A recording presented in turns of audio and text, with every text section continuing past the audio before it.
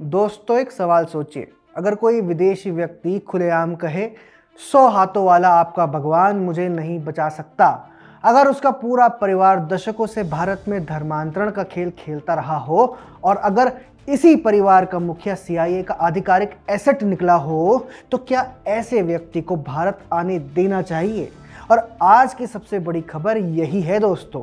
मोदी सरकार ने अमेरिकी ईसाई प्रचारक फ्रैंकलिन ग्राहम को भारत आने के लिए वीजा देने से साफ मना कर दिया है।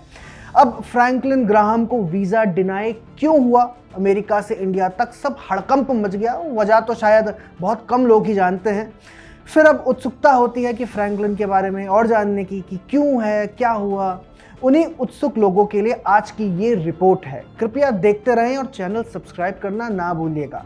फ्रैंकलिन ग्राहम भारत के नागालैंड स्टेट में आने वाले थे। वे यहाँ एक फेथ होप एंड रिवाइवल नाम के ईसाई आयोजन में हिस्सा लेने वाले थे। उनकी संस्था समैरिटन स्पर्स और BGEA दुनिया भर में धर्मांतरण और इवेंजलिस्टिक गतिविधियों के लिए जानी मानी जाती है। लेकिन इस बार भारत ने पहले ही साफ कर दिया कि वीजा नहीं दिया जाएगा। और जैसे ही खबर बाहर आई, ACT इंडिया से लेकर कांग्रेस के नागालैंड यूनिट तक, राहुल गांधी के समर्थकों से लेकर इकोसिस्टम तक हर जगह हंगामा मच गया।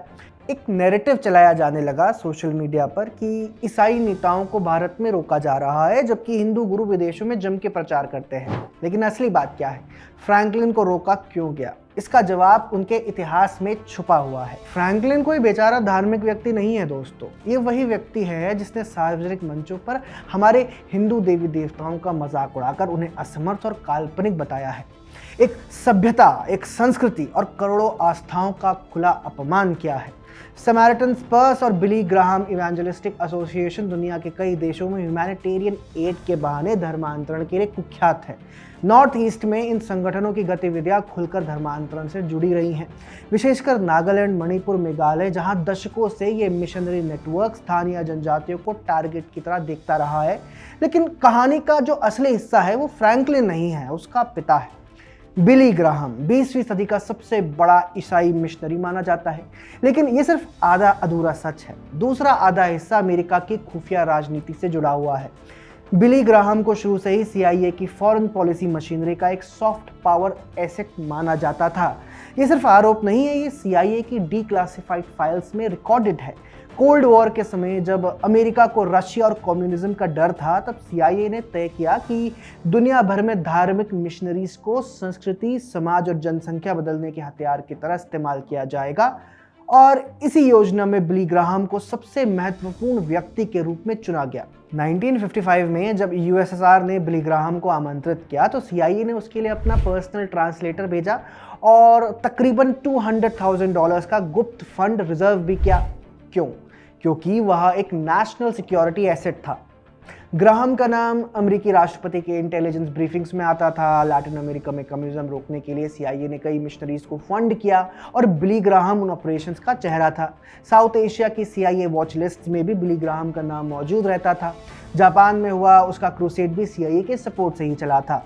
यानी रिलीजियस कन्वर्जन का काम धर्म के लिए नहीं, अमेरिकी भू राजनीति, जियोपॉलिटिक्स के लिए था। दोस्तों 1956 में बिली ग्राहम पहली बार इंडिया आया। चेन्नई में 1 लाख से ज़्यादा लोग, कोट्टायम में 3 लाख लोग। ये सिर्फ प्रार्थनाएं, सभाएं नहीं थी, ये मास कन्वर्जन ड्राइव्स थे।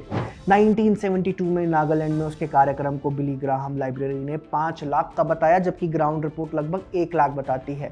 फिर भी ये दिखाने के लिए काफ़ी था कि मिशनरी नेटवर्क कितना पावरफुल हो गया था। और एक दिलचस्प बात, 1977 में आंध्र प्रदेश में आए चक्रवात के बाद तब बिली ग्राहम ने पूरा अपना गांव बसा लिया था। 1980 में उसका नाम रखा गया बिली ग्राहम नगर, जो आज भी गूगल मैप्स में मौजूद है, आप जाके देख सकते हैं। ये सब कुछ सिर्फ ह्यूमैनिटी के लिए नहीं था दोस्तों, ये पूरा डेमोग्राफिक इंजीनियरिंग का एक मॉडल था। आज भारत में मिशनरीज का पूरा नेटवर्क है, वो बिली ग्राहम की ही देन है। और फ्रैंकलिन ग्राहम उसी मिशनरी साम्राज्य की नई पीढ़ी है, उसी नेटवर्क का वारिस है। एक ऐसा व्यक्ति जिसने भारतीय संस्कृति और सनातन आस्था का अपमान किया, जिसकी संस्था उत्तर पूर्व के संवेदनशील क्षेत्रों को कन्वर्जन टारगेट्स की तरह देखती है। मोदी सरकार ने समझदारी से उस पर वीजा रोक लगाकर भारत के सांस्कृतिक और सुरक्षा हितों को बचाया है। और दोस्तों, भारत एक सोवरीन है, ये हमारा निर्णय है कि कौन यहाँ आएगा कौन नहीं। इसलिए ना ही मागा और ना ही रागा सपोर्टर्स बताएंगे कि किसे एंट्री देनी है और किसे नहीं।